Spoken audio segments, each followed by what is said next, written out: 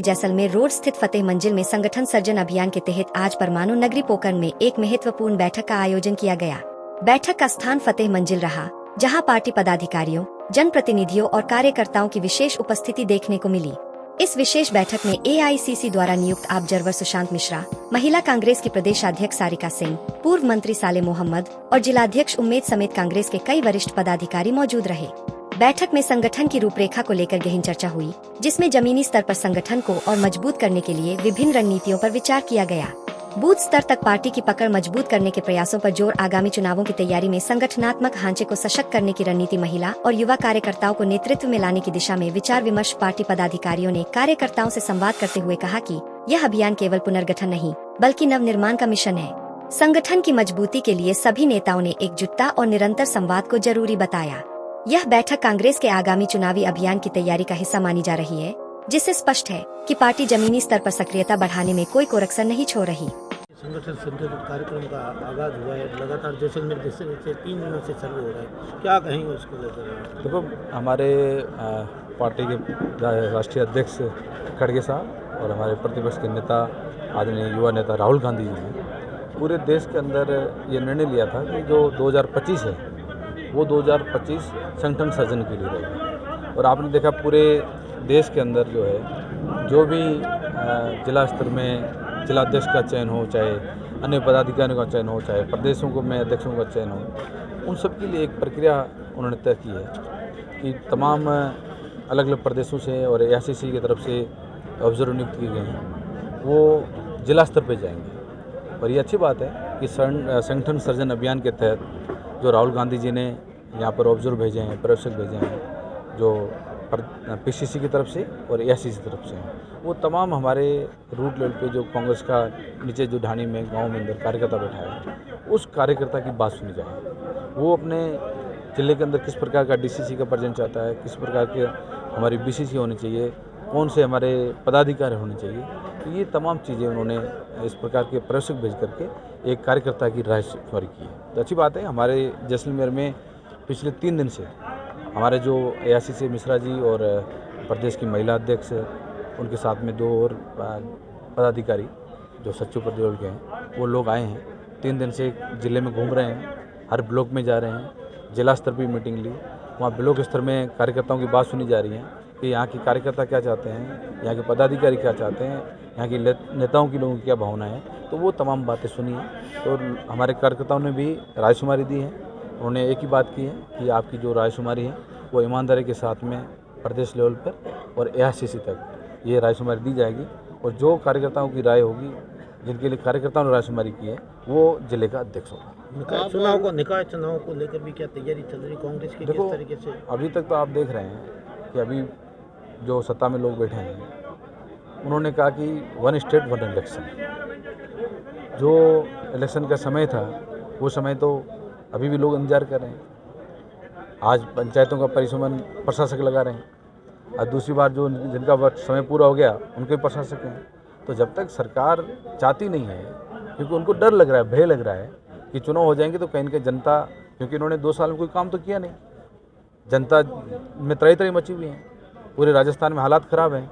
तो ये 1 state 1 nation नाम लेकर के जानबूझ करके चुनाव में डिले कर रहे हैं, ताकि चुनाव नहीं हो। आपने देखा कि एक जिला प्रमुख का चुनाव, नगर पालिका चुनाव में भी देरी कर दी थी। तो ये तो प्रदेश के चुनाव हैं, तमाम पंचायतों और नगर पालिकाओं के चुनाव होने हैं, नगर निगमों के चुनाव होने हैं। तो सरकार अपने हालात समझ रही है, उन हालातों को देखकर परिसमन भी बाहर नहीं निकाल रही है और सही समय पर चुनाव कराने नहीं चाहती। जनता ये चाहती, और क्या परिवर्तन नहीं, जनता ने तो तय कर रखा है कि उनको जो बहुमत दिया, और 2 साल में आप देख रहे हैं हालात प्रदेश में, न तो पानी में लोगों में त्राही मची हुई है, न कोई विकास के काम हुए।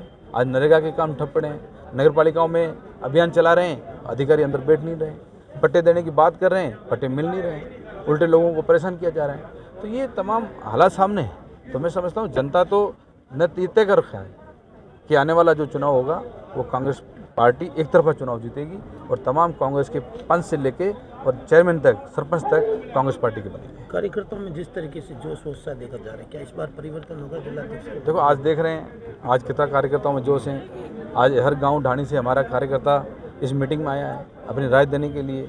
और जो जनता कार्यकर्ता, जब जनता जाते हैं, जनता की बात सुनते हैं, जो जनता के अंदर गुस्सा है वो बात भी हमने आज यहाँ पर सुनी। तो ये तय है कि जो कार्यकर्ता जिस प्रकार से हमारा रूट लेवल पे काम कर रहा है, मजबूती के साथ काम कर रहा है, जो हमें विपक्ष की भूमिका निभानी है वो विपक्ष की भूमिका निभाएंगे, और यदि कहीं भी कोई गलत होता है तो उसके खिलाफ हम खड़े रहेंगे। सर, संगठन जनता की बात करें, जनता जनार्दन होती है, तो आज का जो माहौल है उसको देखकर ये तय मान ले कि अमरदीन फकीर भी अगले कांग्रेस के जिलाध्यक्ष होंगे। ये तो देखो, जो AICC के लोग आए हैं, प्रेक्षक लोग आए हैं, उन्होंने तमाम लोगों की रायशुमारी की है।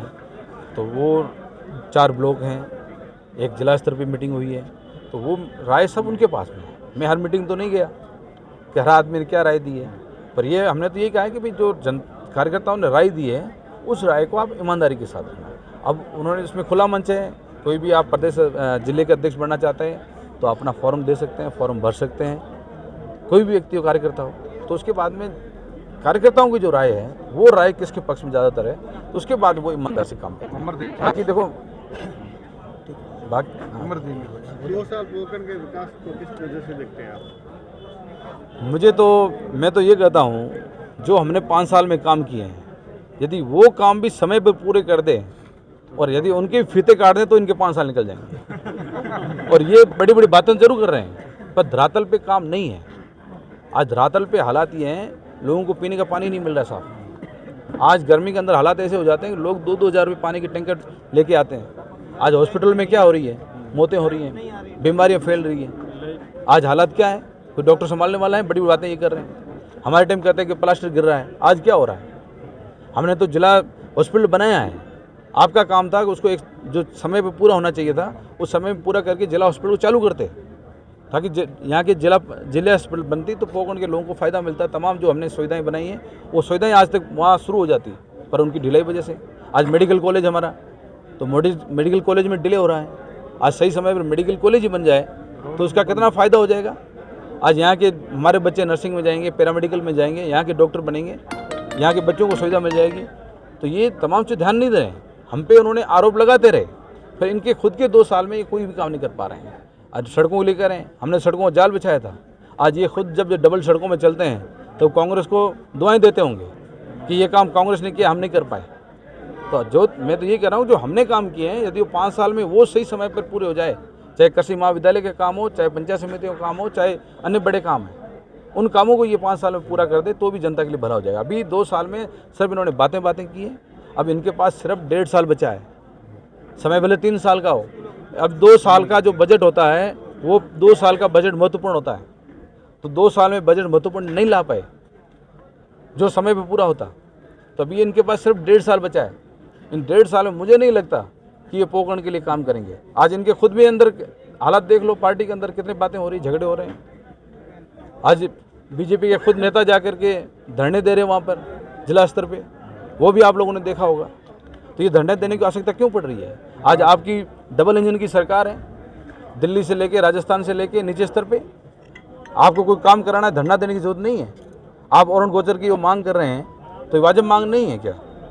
आज जैसलमेर के लोगों को गोचर की जरूरत नहीं है क्या? आज अरुण की जरूरत नहीं है क्या? आज जो पुराने बुजुर्गों ने जो पातान रखे थे, अरुण रखी थी, आज यदि बड़ी बड़ी कंपनियां अंदर घुस जाएगी तो फिर हमारे पशुपालक कहाँ जाएंगे, हमारे किसान कहाँ जाएंगे, हमारा अरुण कैसे बचेगा?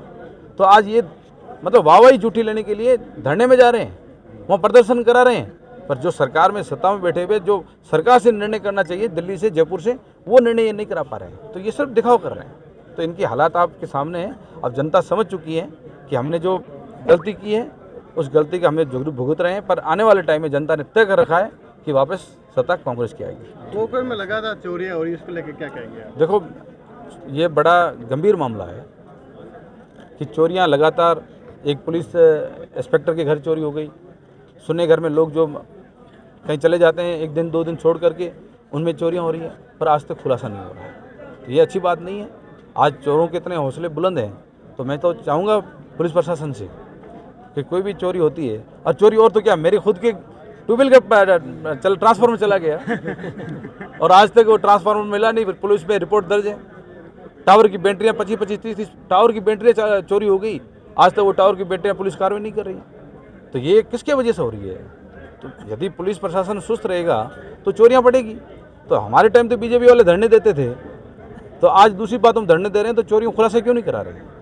तो इनको चाहिए कि जो चोरियां बढ़ रही हैं, वारदातें बढ़ रही हैं, ये जिले के लिए ठीक नहीं है। एक गुटबाजी इसका आज कार्यक्रम देने पर एक गुटबाजी का नाम लिया जा रहा है कि साले मोहम्मद वर्सेज रूपाराम, इसको लेकर आप क्या क्लियर करना चाहेंगे?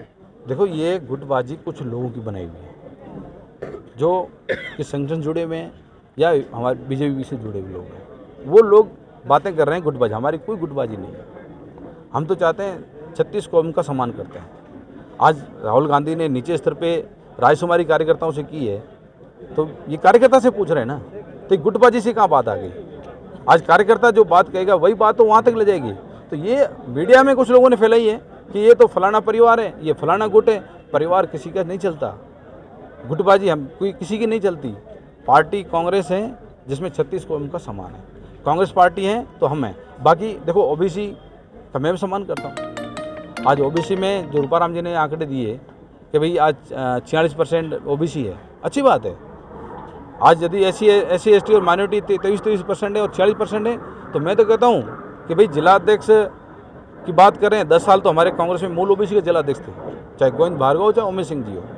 अब यदि कोई मौका मिलता है ओबीसी में, तो आप सीधा संगठन में नहीं सत्ता में भेजो। हम लोग आपके साथ खड़े, कंधे से कंधा आपका मिला खड़ा रहेंगे, क्योंकि वो यदि विधानसभा में आवाज़ ओबीसी की उठाएंगे तो जिले में ज़रूरत है 36 कौम को सम्मान मिलना चाहिए, तो उनको भी सम्मान मिले। तो इसलिए कोई गुटबाजी नहीं है। जो भी चाहे विधायक लड़े, चाहे पदाधिकारी बने, जिला अध्यक्ष बने, ब्लॉक अध्यक्ष बने, सबका वेलकम है, सबका स्वागत है। अच्छा,